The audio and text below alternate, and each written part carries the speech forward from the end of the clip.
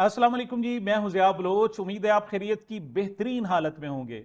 सामीन, इस वक्त पाकिस्तानियों का एक ही बड़ा सवाल है कि इमरान खान आखिर कब तक रिहा हो सकते हैं, उनकी रिहाई के इम्कानात कितने हैं और कब तक वो जेल से बाहर आ सकते हैं। उसकी वजह यह है कि इमरान खान की अहलिया बुशरा बीबी रिहा हो चुकी, उनकी बहनें उज़्मा और अलीमा खानम साहिबा वो रिहा हो चुकी, और इसके अलावा तकरीबन जो खवातीन थी वो तमाम की तमाम रिहा हो चुकी। सिर्फ डॉक्टर यास्मीन राशिद साहिबा हैं जो अभी तक जेल में हैं। तो अब उसके बाद अगला जो सवाल किया जा रहा है कि चले ये जो भी मामला है उसमें इमरान खान की रिहाई के इम्कान क्या हैं। आज हमने इस टॉपिक पर यही जायजा लेना है कि कब तक, और कोशिश करेंगे कि हम स्पेसिफाइड टाइम पीरियड का भी तयन कर लें कि कितने अरसे में इमरान खान रिहा हो सकते हैं। अच्छा, ये सवाल जो है सिर्फ उन लोगों को नहीं है जो पीटीआई के हामी हैं। इन पीटीआई के हामी तकरीबन पाकिस्तान की आबादी का 80 से 85% है जो इमरान खान की हिमायत करते हैं। अच्छा, बाकी 15% में से 13 से 14% वो लोग हैं जो न्यूट्रल हैं, मतलब उन्हें कोई गर्ज नहीं है कि वो गैर सियासी लोग हैं। उन्हें कोई गर्ज नहीं है कि पीपल्स पार्टी की हुकूमत हो, नून लीग की हुकूमत हो, या पीटीआई की हुकूमत, या किसी की भी हो, या इवन जनाब मार्शल्लाह, उन्हें इससे कोई गर्ज नहीं है। वो गैर सियासी कहते हैं, वो अपने आप को सियासत से दूर रखने की कोशिश करते हैं। लेकिन ये जो 10 से 15% लोग हैं, इनका ख्याल भी है कि फौरी तौर पर इमरान खान को रिहा हो जाना चाहिए। और ये सवाल करने वालों में 1% वो तबका भी है जो इमरान खान का शदीद मुखालिफ है। यानी ये 99% इमरान खान साहब की रिहाई के हामी हैं, जो 1% है जो मुखालिफ है। लेकिन सवाल वो भी कर रहा है कि आखिर इमरान खान कब तक रिहा हो सकते हैं, उनकी रिहाई के इम्कानात क्या हैं।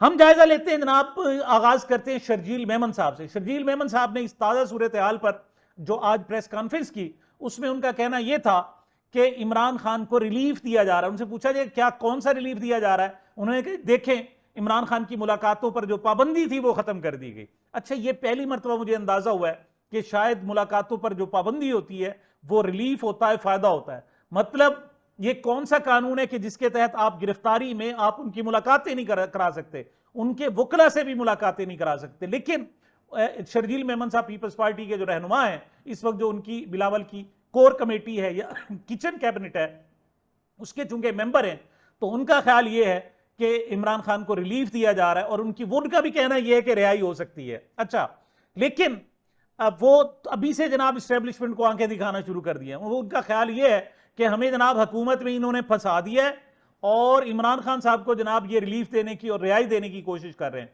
दूसरी तरफ तो इतलात यहां तक है कि मियां नवाज शरीफ साहब जब गए तो वो भी मायूसी के आलम में गए।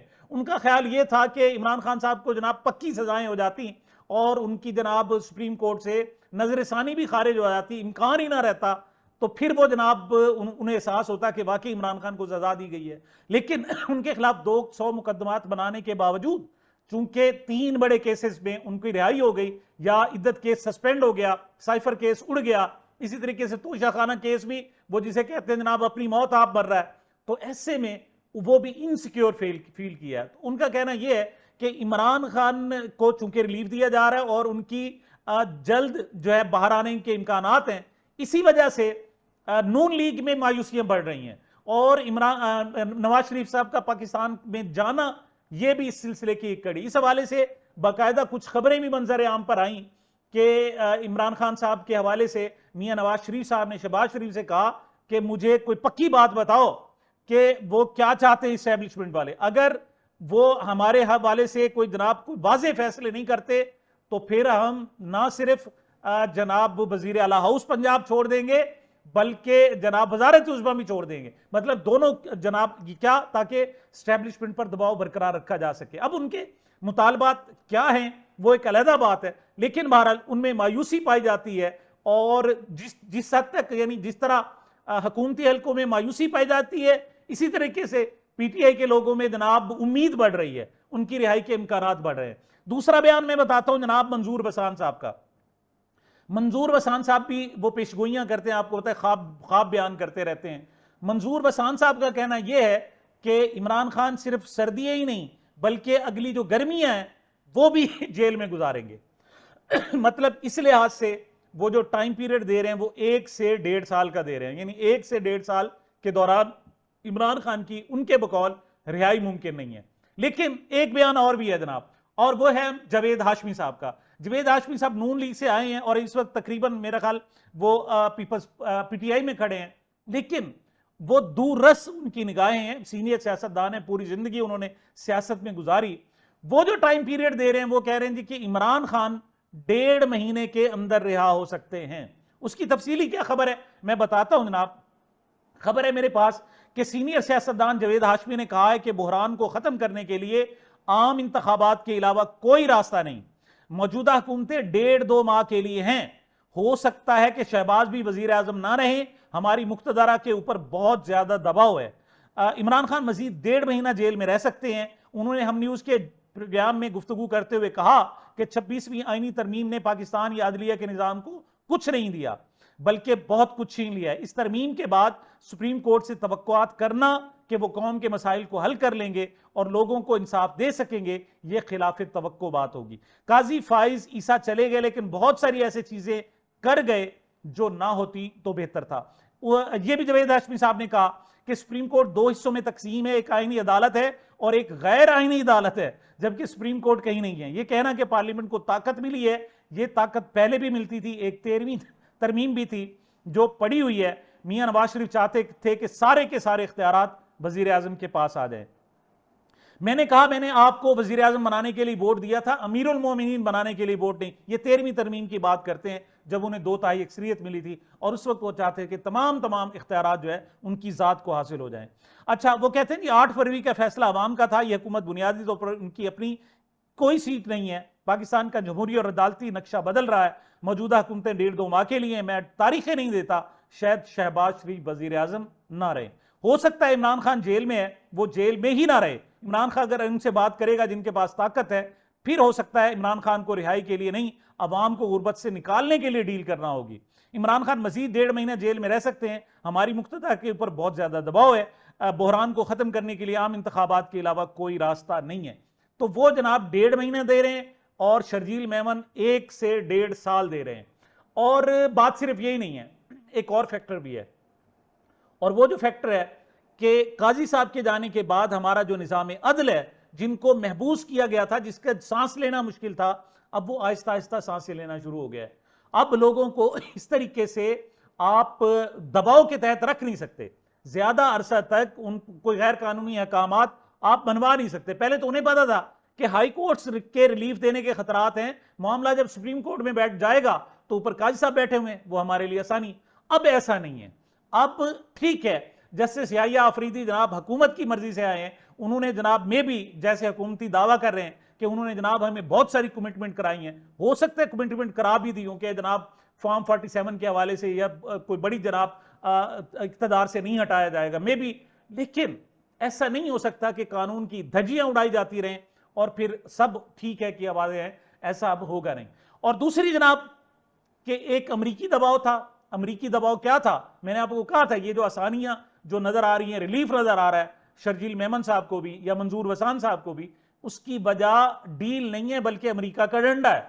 वहां 63 लोगों ने खत लिखा है जो मैं बता, और मैं उसकी वाज़े तौर पर बता चुका था। सिर्फ यही नहीं कहा कि जनाब पाकिस्तान में इंसानी हकूक के हवाले से बड़ी सूरत हाल खराब है, उसको ठीक किया जाए, बल्कि ये कि पाकिस्तान में इंसानी हकूक की खिलाफ वर्जियों में मुलव्विस जो सबसे बड़ा ताकतवर शख्स है, उसको जनाब अमेरिका में उस पर पाबंदियां लगाई जाए और उसके असासे जब्त किए जाए पूरी दुनिया में। मतलब ये वो बड़ी खौलनाक किस्म की और खतरनाक किस्म का जनाब लेटर है, जिसके असरात जाहिर हुए।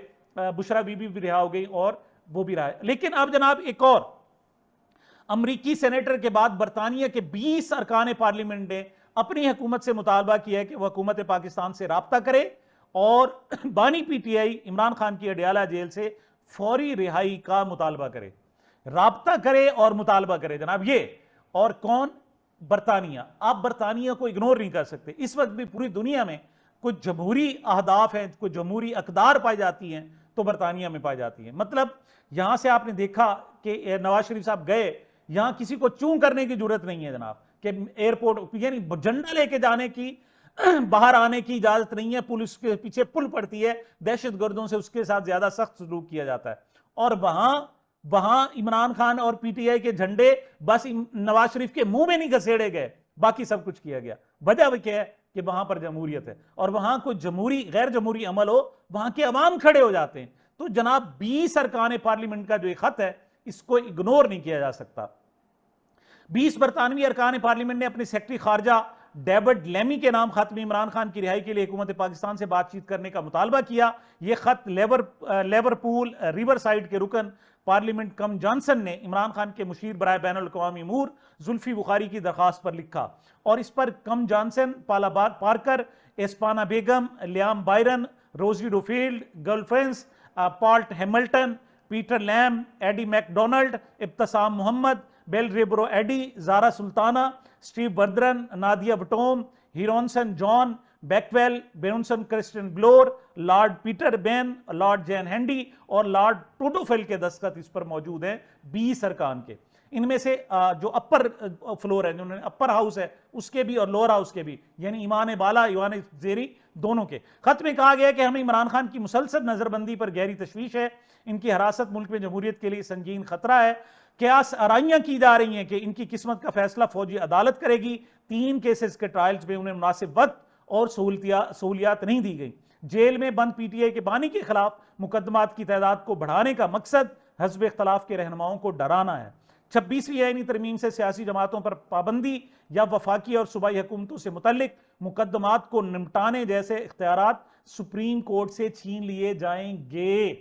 गे से मुराद यह है कि 26 तरमीम हो गई, मतलब ये जो खत लिखा गया था, इस पर दस्तखत कराए गए थे और मुहिम चलाई गई थी, ये 26वीं आईनी तरमीम से पहले थी और अब जब कंप्लीट हुई है तो जनाब ये बाकायदा उनके वजीर खारजा को लिख दिया गया है। और ये याद रखना, ये दूसरा डंडा है।